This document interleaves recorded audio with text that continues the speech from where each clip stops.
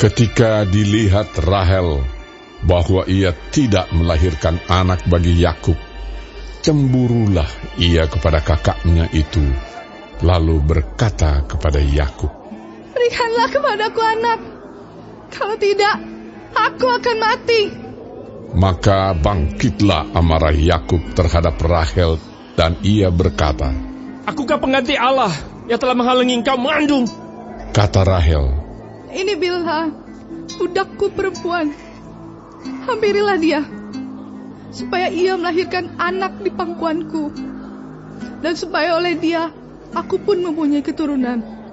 Maka diberikannya Bilha, budaknya itu, kepada Yakub menjadi istrinya, dan Yakub menghampiri budak itu.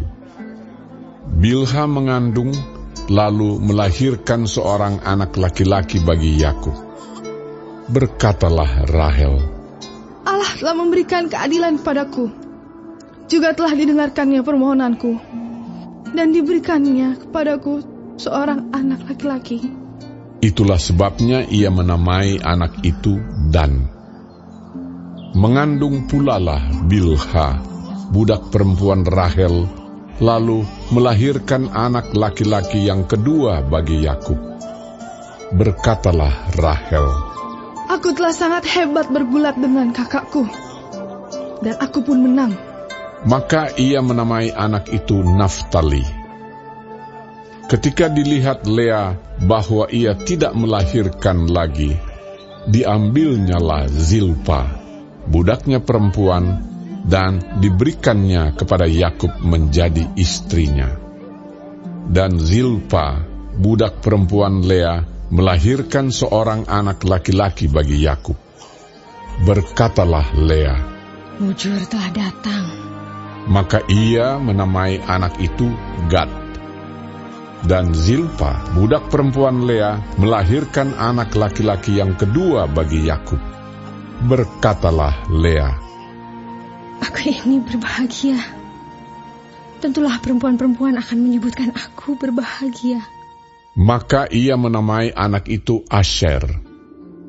Ketika Ruben pada musim menuai gandum pergi berjalan-jalan, didapatinyalah di padang buah Dudaim, lalu dibawanya kepada Lea ibunya. Kata Rahel kepada Lea, "Berilah aku beberapa buah dudaim yang didapat oleh anakmu itu." Jawab Lea kepadanya, Apakah belum cukup bagimu mengambil suamiku? Sekarang pula mau mengambil lagi buah dudaim anakku? Kata Rahel, "Kalau begitu, biarlah ia tidur dengan engkau pada malam ini, sebagai ganti buah dudaim anakmu itu." Ketika Yakub pada waktu petang datang dari padang, pergilah Lea mendapatkannya sambil berkata, Engkau harus singgah kepadaku malam ini, sebab memang engkau telah kusewa dengan buah dudaim anakku.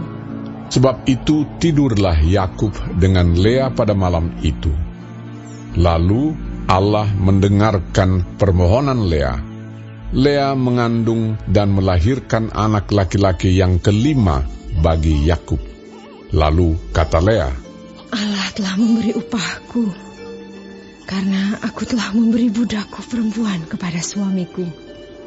Maka ia menamai anak itu Isakar. Kemudian Lea mengandung pula dan melahirkan anak laki-laki yang keenam bagi Yakub. Berkatalah Lea, Allah telah memberikan hadiah yang indah kepadaku. Sekali ini, suamiku akan tinggal bersama-sama dengan aku, karena aku telah melahirkan 6 orang anak laki-laki baginya. Maka ia menamai anak itu Zebulon. Sesudah itu ia melahirkan seorang anak perempuan dan menamai anak itu Dina. Lalu ingatlah Allah akan Rahel. Allah mendengarkan permohonannya serta membuka kandungannya. Maka mengandunglah Rahel dan melahirkan seorang anak laki-laki. Berkatalah ia, Allah telah menghapuskan aibku. Maka ia menamai anak itu Yusuf, sambil berkata, Mudah-mudahan Tuhan menambah seorang anak laki-laki lagi bagiku. Setelah Rahel melahirkan Yusuf, berkatalah Yakub kepada Laban, Izinkanlah aku pergi, supaya aku pulang ke tempat kelahiranku dan ke negeriku. Berikanlah istri-istriku dan anak-anakku yang menjadi upahku selama aku bekerja padamu, supaya aku pulang, sebab engkau tahu betapa keras aku bekerja padamu. Tetapi Laban berkata kepadanya, Sekiranya aku mendapat kasih-Mu, telah nyata kepadaku bahwa Tuhan memberkati aku karena Engkau. Lagi katanya, Tentukanlah upah-Mu yang harus kubayar, maka aku akan memberikannya.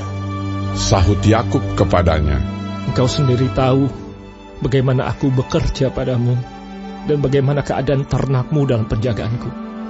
Sebab harta milikmu tidak begitu banyak sebelum aku datang, tetapi sekarang telah berkembang dengan sangat, dan Tuhan telah memberkati engkau sejak aku berada di sini. Jadi, bilakah dapat aku bekerja untuk rumah tanggaku sendiri? Kata Laban. Apakah yang harus kuberikan kepadamu? Jawab Yakub, Tidak usah kau berikan apa-apa kepadaku. Aku mau lagi mengembalakan kambing dombamu dan menjaganya, asal engkau mengizinkan hal ini kepadaku. Hari ini aku akan lewat dari tengah-tengah segala kambing dombamu, dan akan mengasingkan dari situ setiap binatang yang berbintik-bintik dan berbelang-belang, segala domba yang hitam dan segala kambing yang berbelang-belang dan berbintik-bintik. Itulah upahku, dan kejujuranku akan terbukti di kemudian hari, apabila engkau datang memeriksa upahku.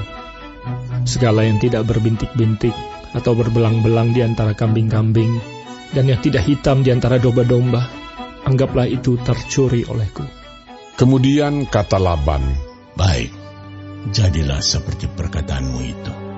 lalu diasingkannyalah pada hari itu kambing-kambing jantan yang bercoreng-coreng dan berbelang-belang, dan segala kambing yang berbintik-bintik dan berbelang-belang, segala yang ada warna putih pada badannya, serta segala yang hitam di antara domba-domba, dan diserahkannyalah semuanya itu kepada anak-anaknya untuk dijaga. Kemudian Laban menentukan jarak 3 hari perjalanan jauhnya antara dia dan Yakub. Maka tetaplah Yakub menggembalakan kambing domba yang tinggal itu. Lalu Yakub mengambil dahan hijau dari pohon hawar, pohon badam, dan pohon berangan. Dikupasnyalah dahan-dahan itu sehingga berbelang-belang sampai yang putihnya kelihatan. Ia meletakkan dahan-dahan yang dikupasnya itu dalam palungan, dalam tempat minum, kemana kambing domba itu datang minum, sehingga tepat di depan kambing domba itu. Adapun kambing domba itu suka berkelamin pada waktu datang minum. Jika kambing domba itu berkelamin dekat dahan-dahan itu, maka anaknya bercoreng-coreng, berbintik-bintik dan berbelang-belang. Kemudian Yakub memisahkan domba-domba itu, dihadapkannya kepala-kepala kambing domba itu kepada yang bercoreng-coreng dan kepada segala yang hitam di antara kambing domba Laban. Demikianlah ia beroleh kumpulan-kumpulan hewan baginya sendiri dan tidak ditempatkannya pada kambing domba Laban. Dan setiap kali apabila berkelamin kambing domba yang kuat, maka Yakub meletakkan dahan-dahan itu ke dalam palungan di depan mata kambing domba itu, supaya berkelamin dekat dahan-dahan itu. Tetapi apabila datang kambing domba yang lemah, ia tidak meletakkan dahan-dahan itu ke dalamnya. Jadi hewan yang lemah untuk Laban dan yang kuat untuk Yakub. Maka sangatlah bertambah-tambah harta Yakub, dan ia mempunyai banyak kambing domba, budak perempuan, dan laki-laki, unta dan keledai.